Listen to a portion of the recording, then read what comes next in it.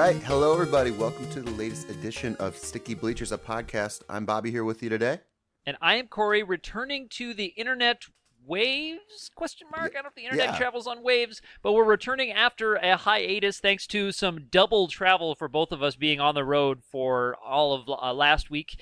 And we're nerdier than ever, Bob. Guess what I've gotten into recently involving sports and nerdery? What is that? Watching YouTube videos of people open old packs of cards, including baseball cards and such. So just a video of a guy like, I'm going to open, this is a Topps Rookie Series 1983 wax pack. All right, I'm going to open it now here. Now, they have to be famous people, right?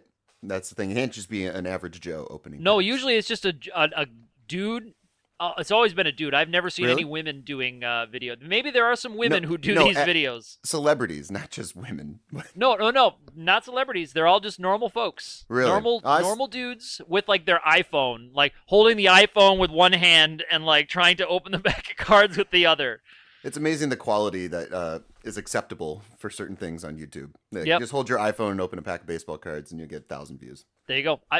Easy. I fell for it. And I bet you're going to go search it out too now, Bob. Now you're going to want it. I saw that Yahoo was doing that with baseball players. I think it was right before the season started. They had a bunch of baseball players open packs of baseball cards and stuff. So if you've ever thought opening a pack of baseball cards was fun, try watching somebody else do it. Dude, it's great. Because you don't have to buy it. It's cool. I do like watching people open like old packs of Magic cards that are really valuable. Like ones I could not afford to spend $500. Oh, okay. Wait a sec now. You call me a nerd for wanting to open an old pack of Magic cards, but opening old baseball cards is less nerdy than old Magic cards? I'd say the Magic cards are probably more nerdy. Nerdy in a good way. I mean, it's not a bad nerd. Nerd is not a derogatory term nowadays. Okay. What if they were Pokemon cards? Would that be better or worse? Well, I think that's different. I think it's a different word. I don't know what that is, but I think it's different. Okay, so Pokemon, Yu-Gi-Oh cards. Maybe we'll call it geeky. Geeky? Okay. All right. I'm good. I'm good with that. Yeah. Yes. But we're back here talking about sports. We've missed quite a lot in our absence. The March Madness tournament finished up. Villanova had just an absolutely unforgettable Final Four weekend. One of the best championship games I think we've ever seen. Probably maybe we'll ever see. Who knows? Just incredible. And I just by magic, I happened to be in the United States when that game happened. So I was able to watch it live on CBS, which great. Yeah. And I was in Florida watching it, so we were ships passing in the night, but we still. I know. It was nice to be able to watch the same game, and it was just a wonderful game, and very excited for Villanova. Congratulations to everybody. Very belated. Yes, and I've been running, if you've been listening, I've been running a little office pool with a bunch of international folks, Irish people, Romanian folks, Chinese woman, people from Spain, Germany, Portugal. We've got people from all over the place. It's the United Nations of It is the UN of March Madness, and we're kind of just showing them, here's what the Americans are excited about for March Madness, but we promised them a winner prize and a loser prize from the United States. And I think you might be interested, Bob, in what we got for our winner and losers prizes. Are you ready? I'm ready. All right. The winner, and we wanted to make sure that they got the full American flavor. So the winner is getting a box of Kraft macaroni and cheese, a box of s'more-flavored Pop-Tarts, and a pack of Twinkies. So they can really get the American flair. For the loser, the lowest point total, it's not me and it's not my wife. We were right in the middle there. The lowest point total gets a package of snowballs. Ooh. Hostess snowballs. That's for the loser. And then everybody who played gets a peep. Everyone who played gets leftover Easter peeps. Is that a good thing? I don't know if that's a good thing. No, but it's just something that everybody can share. And I have a bunch of Easter peeps left over. So don't we all?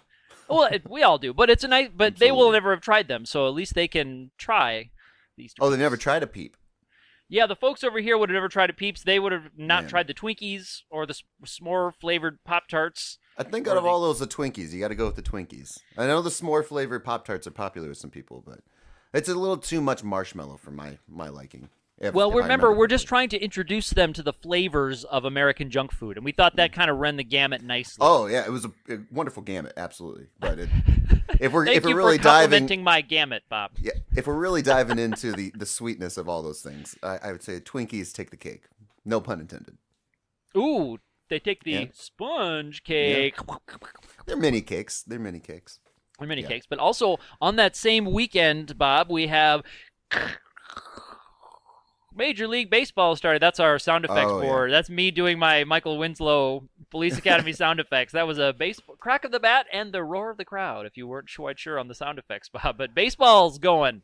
Absolutely, baseball's going. We had an exciting first week of baseball. Now we're into the second week, so we're pretty much kicked off here with baseball season. So, have you had a chance to watch any games yet?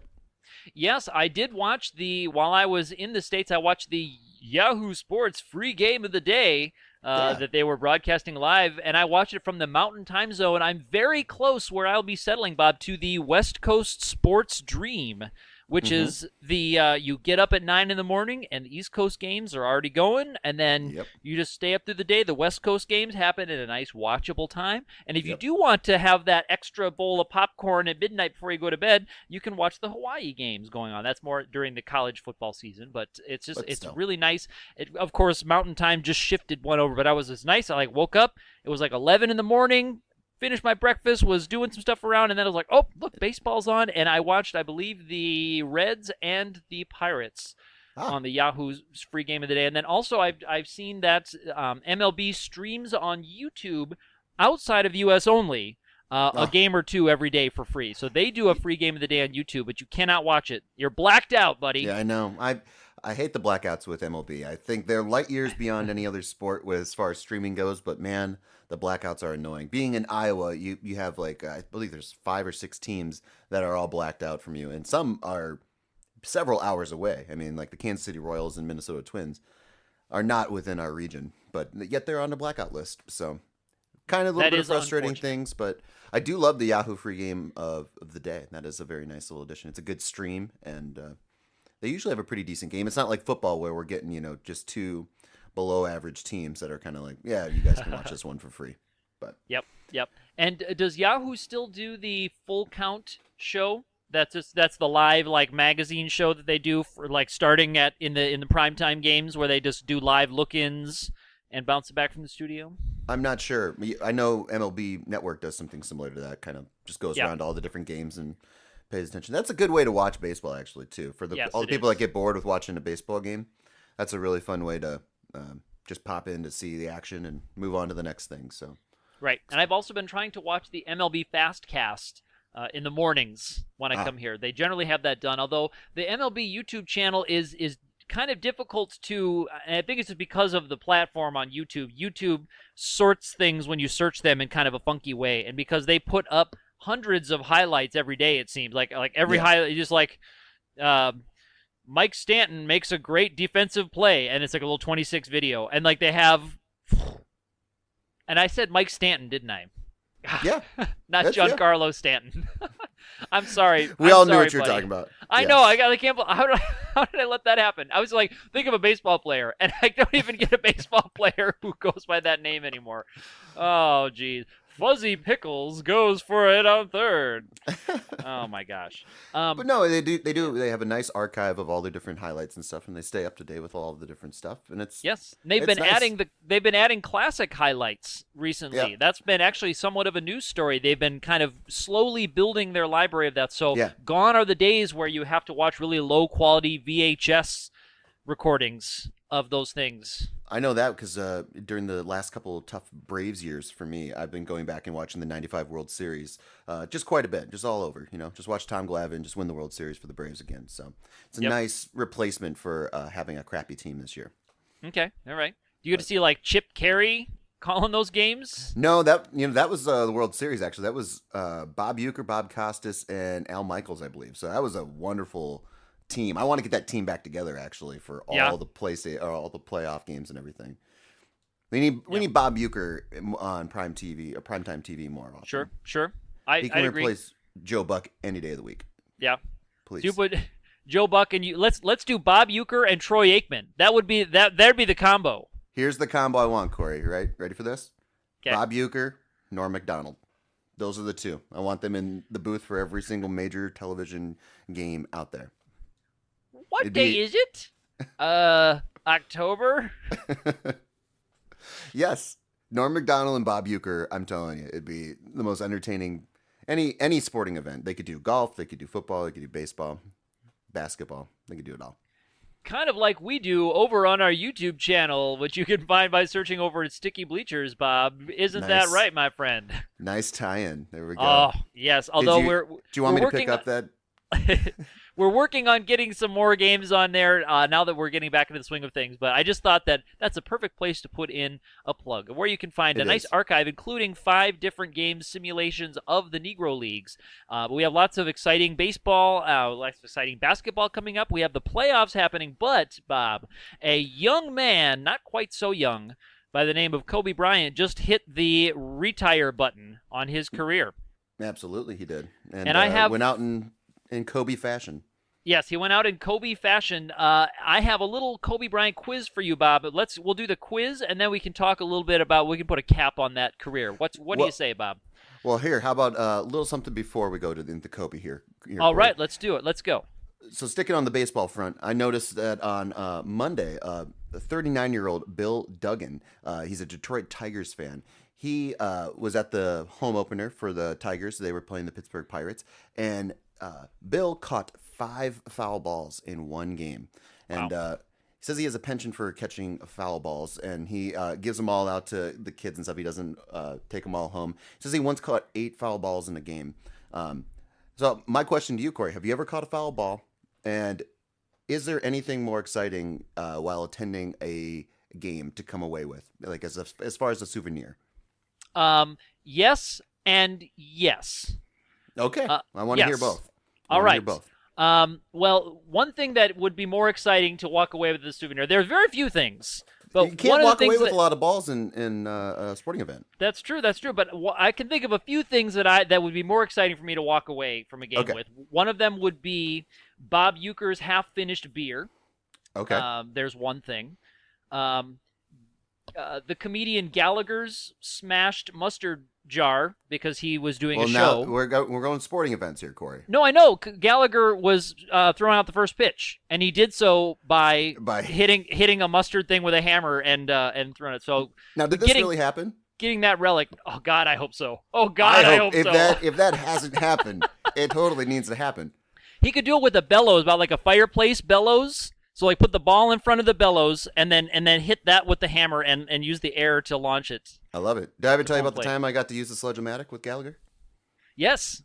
I'm glad that's a connection. You and I both have seen Gallagher and enjoyed his comedy live before we lose him as a national treasure. Anyway, I have got one foul ball. I don't know if this counts, Bob.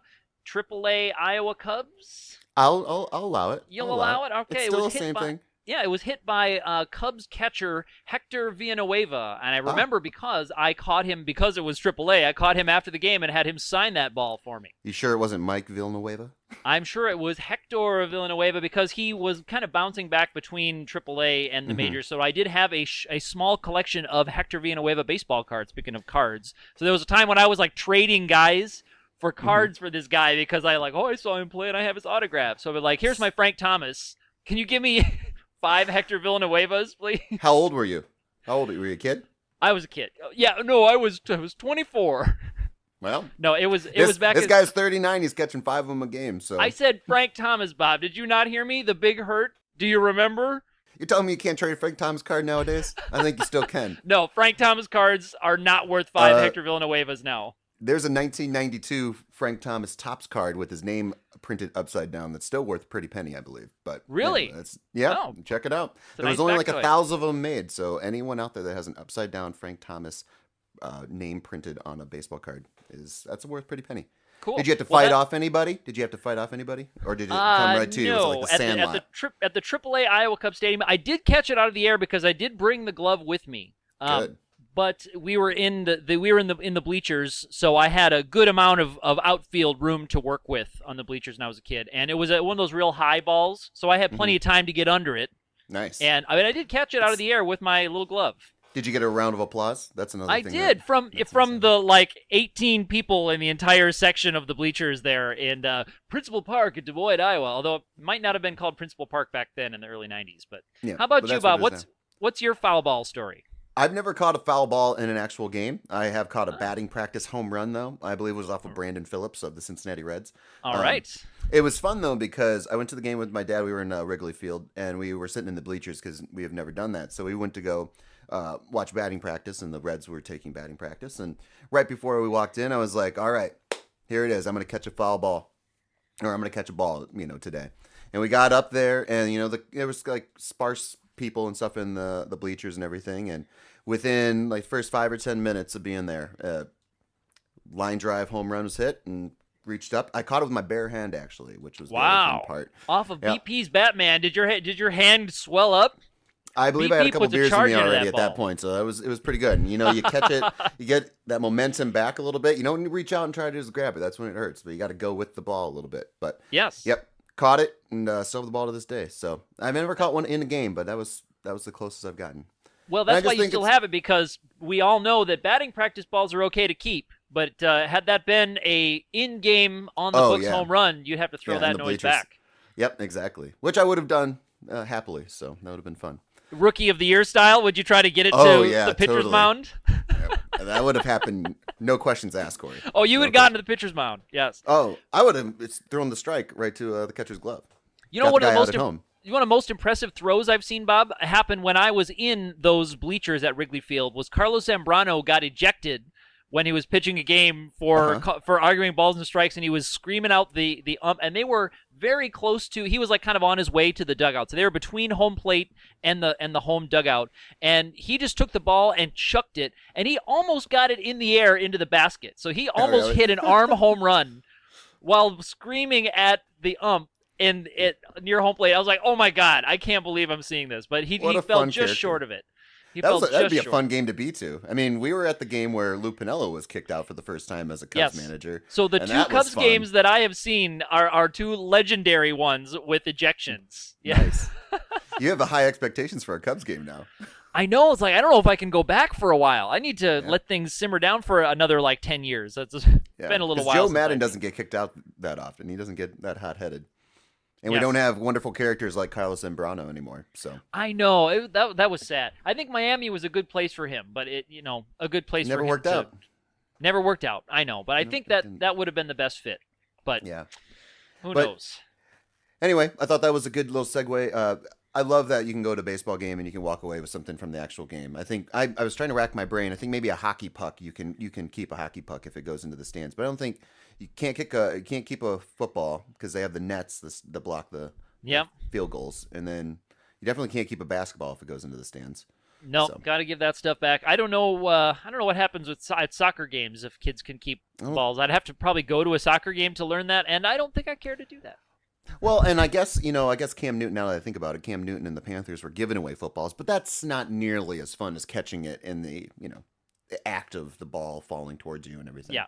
And you know what's nice? I'm glad that you said that the man who breaks these records and has a penchant for catching foul balls is not because he is barreling kids out of his way, just throwing them through the bleachers and I'm keeping these. So it's nice that he gives them to the kids. That is when you say he caught 5 foul balls in the games, that means there's 5 crying kids outside that stadium getting comforted.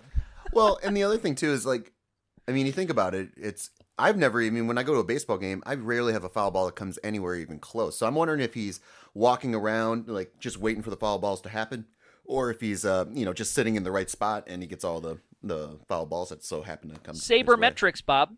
Yep, it's as easy as that. He just looks at the foul balls. He looks at the spray chart. He looks at the spray charts of all the line. Is that the right word? Is it called a spray chart or a scatter chart? It's a spray chart. Yep. Spray chart. So he gets the spray charts of the lineups. He just says, this is a righty-lefty matchup.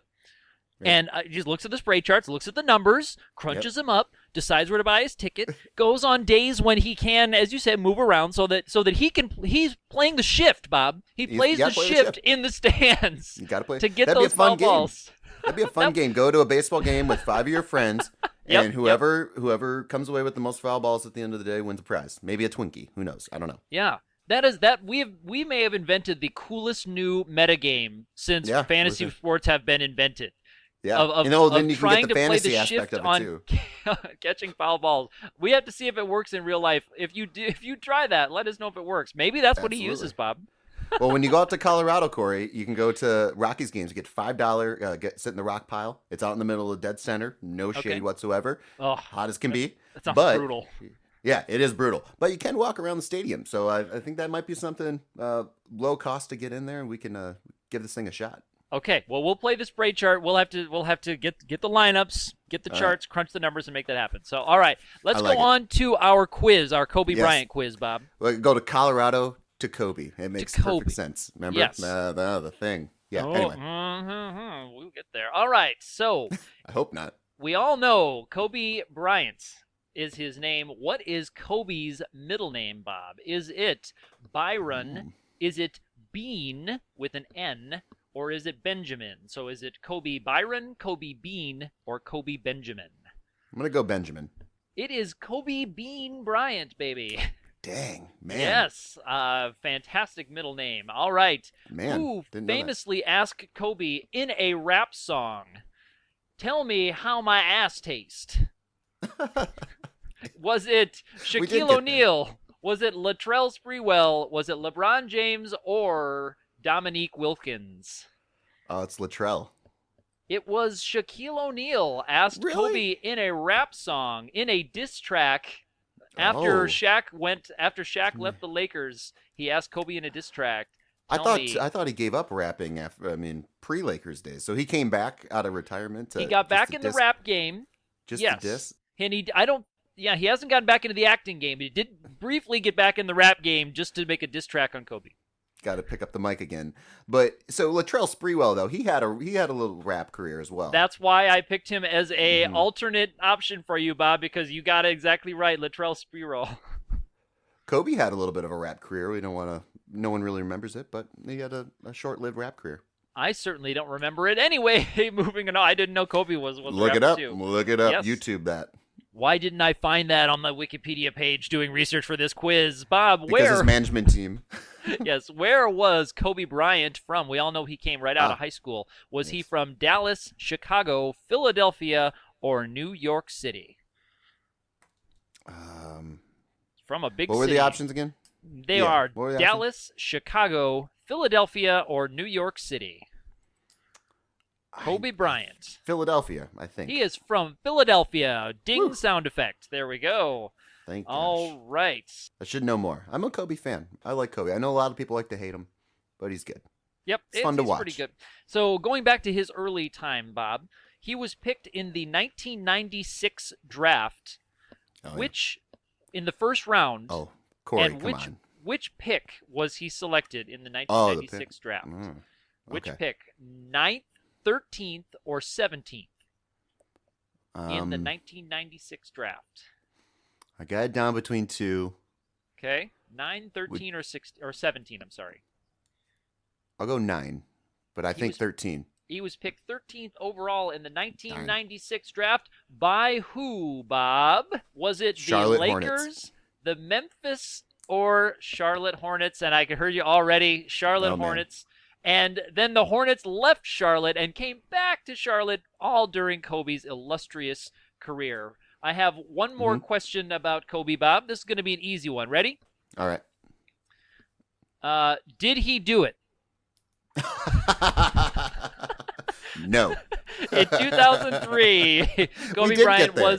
was accused of sex assault in Colorado. We all know the story. Charges eventually dropped. Civil suit settled out of court. But it's one of these things that just makes one of the things that makes sports so sad is that Yeah. like you can hardly talk about sports without using the word sexual assault. Like almost any sport or domestic abuse. One of Well, those here's- two pops up in so many sports stories. Yeah. And we've talked about it before, not necessarily on the show or anything like that, but it's separating the person on the field or the court or whatever platform they're playing on from the person they are off the court. I think everybody gets that, and regardless of what you do, I mean, obviously, sexual assault, domestic assault, all those things are bad.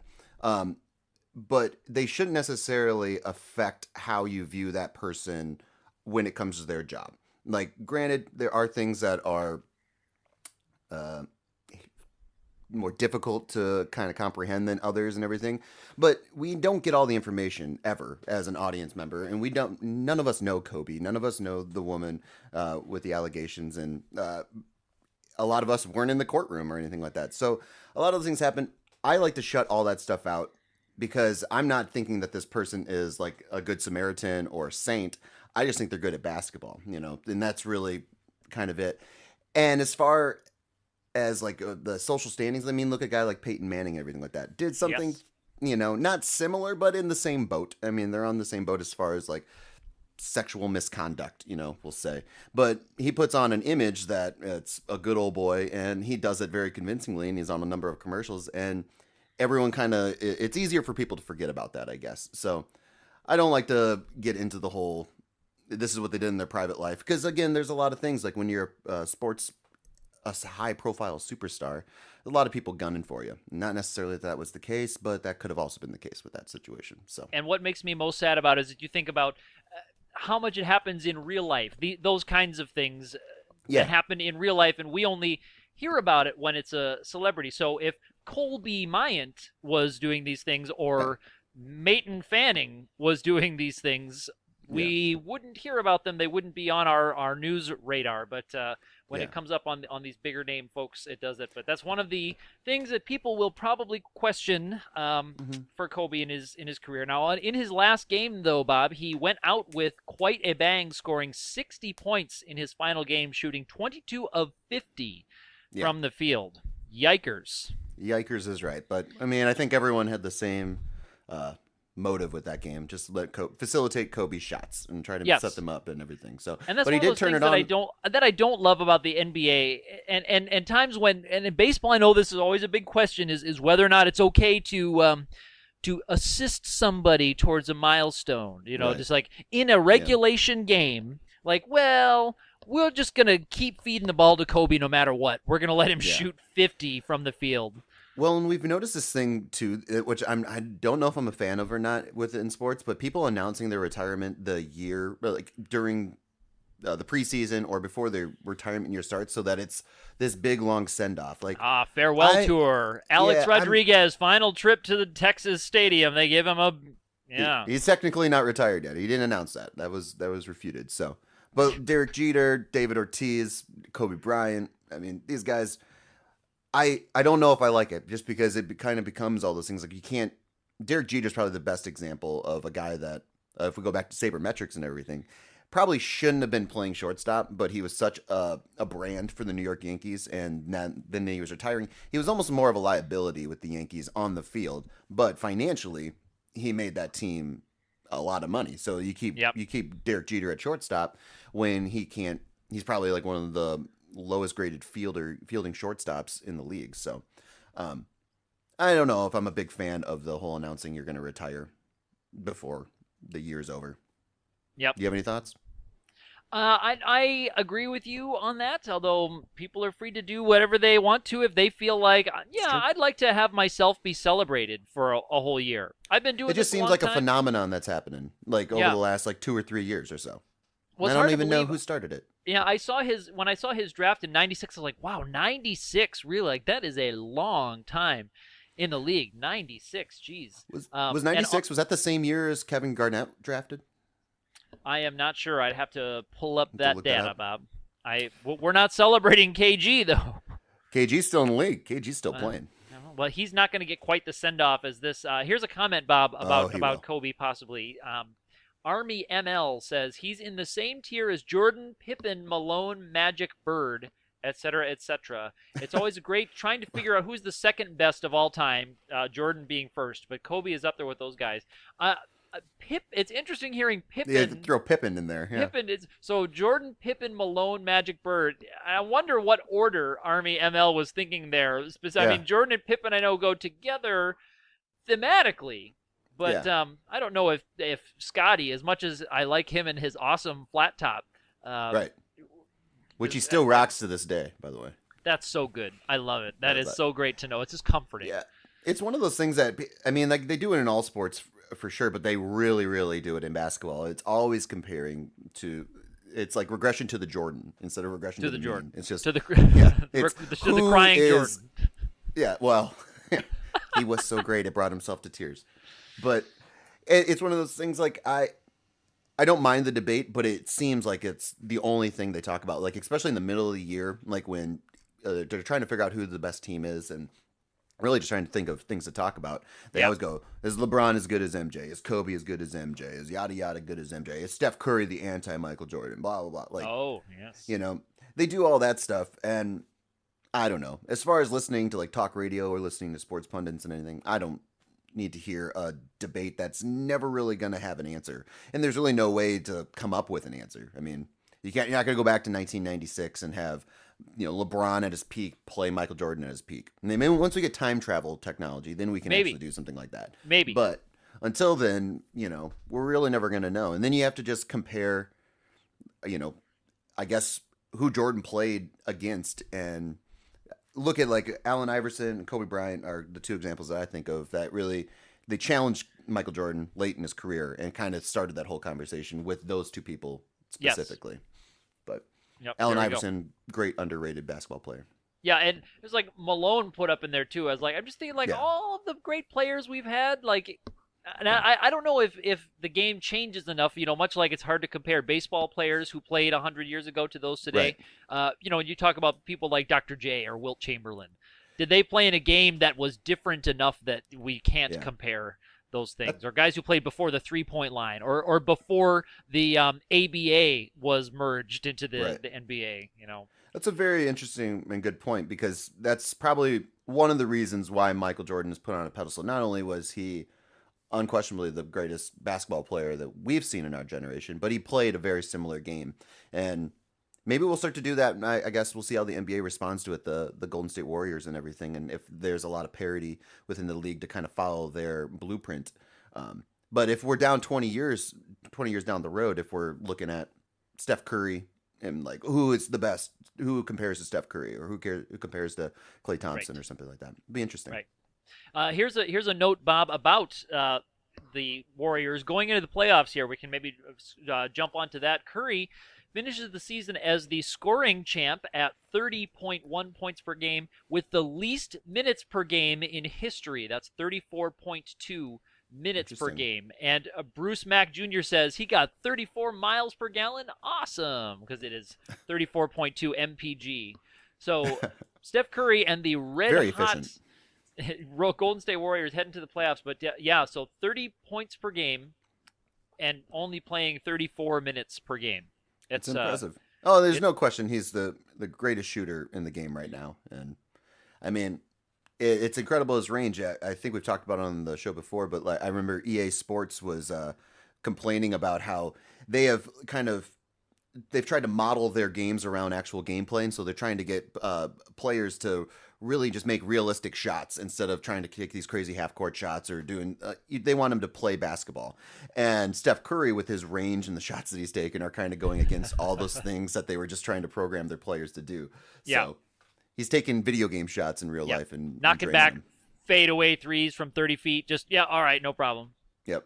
And I believe Doc Rivers at the beginning of the year kind of said that Steph Curry was ruining the game or not helping the game of basketball because a lot of kids saw what he was doing and wanted to emulate that from the beginning. And they didn't realize that you have to start, shooting realistic shots and getting good at that to reach the level that he's at. So I think we saw a lot of that too in the college basketball March Madness tour or tournament. Like you saw just some crazy shots that were getting thrown up, and I think a lot more Steph Curry was in their minds than usual. So that they were taking brash shots like that, long range shots. Look, they could hit him in practice, so let's start hitting him in the game and everything. Where it's before you maybe ride the bench a little bit if you take crazy shots like that. So that the Little Rock, Arkansas game is what I kind of the Purdue game is what comes to mind.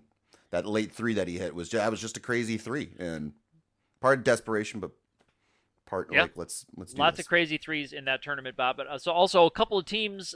Here's some trash talk I dug up on a couple teams who are probably not going to be advancing far enough to play in the championship with the Golden State Warriors. We have from Raptors fan Kyoku says, this is in all caps, the Pacers might have PG-13, but the Raptors going to beat them so bad it will be rated R, Bob. For Raptor?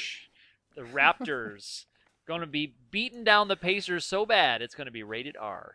I think the Raptors might be a sneaky team. It'll be interesting to see what Cleveland does with the East, because they're the clear favorite, but also they're kind of not in shambles, but they're not as cohesive of a unit as a number of the teams in the West. So they might be a little more vulnerable than some of the top seeds in the West. But so a team like Toronto might come into play. Never count out the Pacers.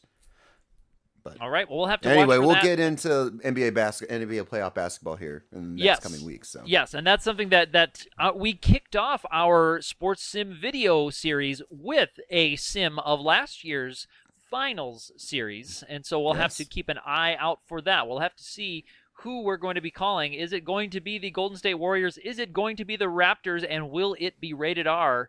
We're going to have to find out. Explicit Maybe it'll tag. be a rematch. It might be a rematch of last year. Maybe we'll have to see. Yeah. But it's interesting, though, with Kobe going away, and then you have Steph Curry kind of taking over the league. It's interesting that LeBron's situation. I mean, as far as he's the face of the NBA for the last, 10 years now. And it's just interesting to see how his role has kind of changed within the whole NBA. And he's not necessarily... He's considered the greatest player, but he's also not considered the greatest player, which is just an interesting thing, like where you have, like Kobe Bryant was the greatest player until he like noticeably fell off. And there was the questions of who's better, LeBron or Kobe, for a long time. But you don't really have that debate between Steph Curry and LeBron. I think people look at Steph Curry's shooting and they're like, yeah, he's the better basketball player. But yep, anyway. He's a monster. He's a monster. That team's a monster. Yes. How about some video game speed run records, Bob? Oh, sure. I got a little fun tangential story on that as well. So all right, well, let's get the video game story, and then you share that with us. That sounds interesting, Bob. So a couple of new records, and this is going back just not quite all the way back to our last update. Just this last week or so, we have a new world record in the Legend of Zelda Majora's Masks All Masks category, 2 hours, 32 minutes, 45 seconds by Trev Person. We have a new world record, Bob, in Batman the Animated Series for Game Boy. Really? We have new record in Dark Souls 3, All Bosses. That's in 1 hour, 19 minutes, 7 seconds by Distortion 2. Another exciting record. This is in Super Punch-Out, Bob, not Mike Tyson's Punch-Out. Super Punch-Out, any percent category in 2:43:37 by Zallard 1. Zallard is a very, very well-known Punch-Out runner, both in Mike Tyson's and Super Punch-Out. And then we have the always exciting Super Mario World Zero Exit speedrun in 1 minute 25.21 seconds by Seth Bling. Yes, that is Super Mario World, Bob, beat in 1 minute 25 seconds. Still working on it. Still going on 3 months now. Are you still? Yeah. What's your category, Bob? Are you? Running I don't know where I'm at right now. All exits, no cape. Which category are you working on? You just any way possible. Oh, okay. So you just anyway. Can you beat that game, Bob? Can you sit down? I've never beaten it. Never sat down and beaten the whole thing. So well, there you go. I'm slowly working on it with my emulator and what little free time I do have. So all right. Well, there you go. You got to get over the butter bridge, and you'll be all set. Yeah. Or just get your way to Star World, and then you can go to the back door. Oh, there you go. I'll have to look it up. I'll have to see. That was the fastest way I could beat it as a kid. Was just open up Star World in Donut Island. And then I knew where all the unlocked secrets were in Star World, and then that takes you to the back door of Bowser's Castle. So when you were a kid, did you get a book on this? Like I know they had like the gameplay strategy books and stuff, or did you just learn from friends and stuff? Just learn from friends. Just really doing basement bopping, right? Just going between, and someone would find a secret, and then you were like, okay, all right, so now I'll find that, and then like one of us would find another secret, and then you just go back and forth, and you're like, all right, Star World 4, okay, cool, yeah, I got it, and then that's how, now we have the internet. I mean, we used to be able to do all this stuff. That's what the internet does now. It's basically just a web that goes over the whole wide world and allows people to share schoolyard secrets and pornography. Yeah, as much as they want. That's essentially what it is. Yeah, that's essentially a good description of the internet. That's right. So now we're not passing like and clickbait ads. Red Book magazines with bikini pictures in them. Yeah. It's less waste in our landfills. That's true. That's true. There's Right. fewer Red Book magazines than ever in our. It's a very now. green choice, is the internet. So. I agree, Bob. All right. So what is your record-breaking story, Bob? Well, the record-breaking story, it's not video game related, but it kind of is video game related. So it was actually binge watching television. So this kid from Brooklyn, AJ Fergrosa, 25 years old, he set the new Guinness Book of World Records for most hours consecutively of binge watching television. So he watched 94 hours of television.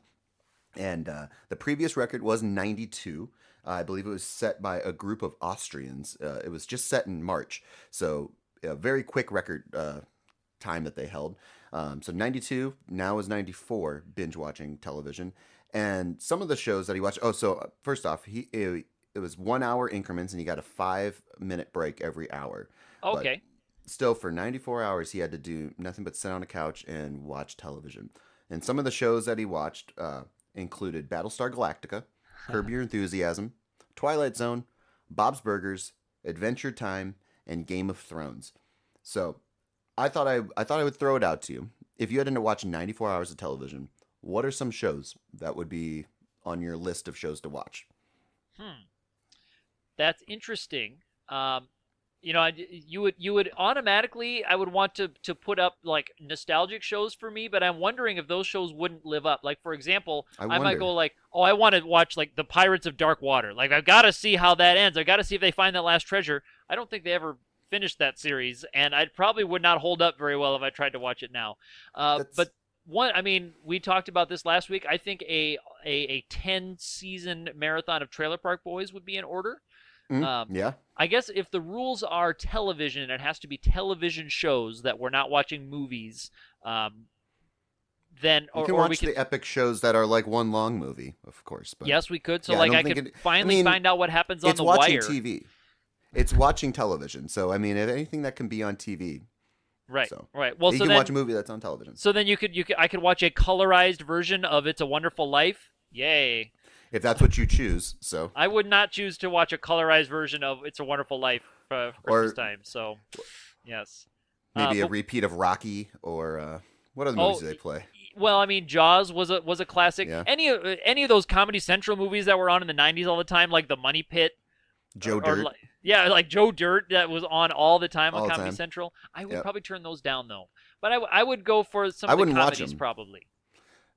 No Game of Thrones or Battlestar Galactica? I wouldn't watch Game of Thrones. Battlestar Galactica, it got a little bit too far off the reservation, I thought, in the second season. It got a little bit Are you familiar with Battlestar Galactica? Too esoteric. Yes, Bob, I am. Okay. And do you watch Game of Thrones? Can I ask, do you watch Game of Thrones? No, and I know it's a crossover hit. I know. Come on, Corey. Come on. I know. I watched some of the first season of it, but I you watched the first season of it and wasn't enough? It just was like, no. It moves pretty slowly. A lot of those long dramas move pretty slowly for me. It's all about the setup and suspense, Corey. It's just like a wonderful symphony, you know. And like sometimes it gets low. A symphony with like boobs. That's what I think every symphony needs more of. Yes. Well, we probably would have higher attendance at our World's Orchestra concerts if they had stripper poles on the front of the stage, so you could hear. I think even vice versa too. I think you should have more orchestras and strip clubs as well. So you can just, they can be a package deal. A live. You're telling me you wouldn't walk into a strip club and hear a wonderful symphony or an orchestra playing a symphony going? I'm like, oh, it's a classy place, classy. Nice. Yes. Just once. Game of Thrones is great. What about like Walking Dead? Are you a Walking Dead fan? No. Also moves too slow. Really? Moves too slow for me. Yep. I got to go back to all of when we were in high school. We watched a lot of zombie movies. We did. We did. I felt the one thing about the zombie movies is that it never gave enough time to actually set up what would actually happen. That's the whole premise. Like, you'd watch like Dawn of the Dead, Day of the Dead, all that stuff, Night of the Living Dead. And it would, all the characters would either be desolate or dead by the end of it. And when it would happen within an hour and a half, 2 hours. And I always thought they'd last a little bit longer. Yeah, well. And so that's what Walking Dead does. It goes very far. Although I know a lot of people have, they just had their season 6 finale, and it was kind of a heart wrencher. Some of these shows, Corey, I thoroughly believe you can't watch week to week. Like that's why they'd be a perfect binge watching show. You can sit down and just watch the whole thing from start to finish. You never get frustrated that you have to wait a week to see it. Right. So when you and I want to tackle this challenge of watching 4 straight days of television, then maybe you can show me, Bob. You can show me. I'm telling you, man. The Walking Dead when we go to do 4 straight days of television. Have you even watched an episode? Yes, I have. Yeah, I've watched some of them. Like middle of the season, like just with no context, anything else? No, I think I watched the first few episodes of the first season. I watched the pilot. You got to watch the pilot of it. Give it a chance because it's like thematically up my alley. But yeah, it seems like Game of Thrones also seems like a no-brainer. But yeah, it's a crossover hit. It is. They would never cancel it. They would never cancel it. Oh, thank you, Bob. But so on your list of shows. On your Standing list of shows, ovation. What do you have? Thank you. I can drop Ben Wyatt references all day long.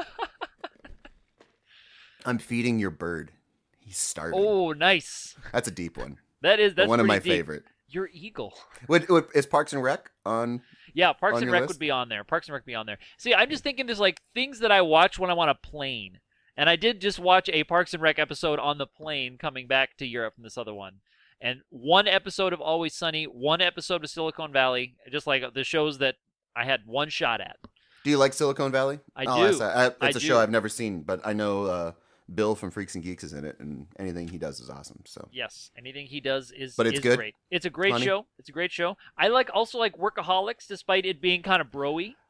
I love Workaholics, despite it being very and bro-y, I'm up with Workaholics too. I'm actually not. I haven't seen the newest Workaholics, but it's a good season. Yeah. They've entered that realm of they're popular enough to get celebrities to come on to the show and do like little bit parts, but they do it well. So yes. I won't spoil it anymore, but that's their realm. All right, but the first show I would watch, Bob, is I would watch the Gang Beats Boggs episode of It's Always Sunny in Philadelphia, and that brings us back to sports. That does. With the great Wade Boggs. God rest his soul, everybody. He's not dead. We finished. We made it back to sports, so I think, Bob, we probably should give our plugs and quit while we're ahead. What do you think? I agree. All right, so we are Sticky Bleachers. You can find us on all of your favorite, maybe not all of your favorite social media platforms, but many of them: Facebook, Twitter, SoundCloud, Podomatic, on iTunes. Get in touch with us on any of those. Find our YouTube videos. We've got more baseball coming. We've got NBA playoff coverage coming. We're getting those Sims back up and getting excited for just a really cool summer of sports, Bob. Absolutely. The weather's getting nice and the sports are in full swing. So we'll get ready for the second season of NBA, also known as the playoffs, and the beginning of the baseball doldrums. So there you go. So put your hoodies on and enjoy that April baseball with a cup of hot chocolate in the stands there. So for now, I will be Corey signing off in Sticky Bleachers. I'm Bob. We'll see you guys next time. Play ball!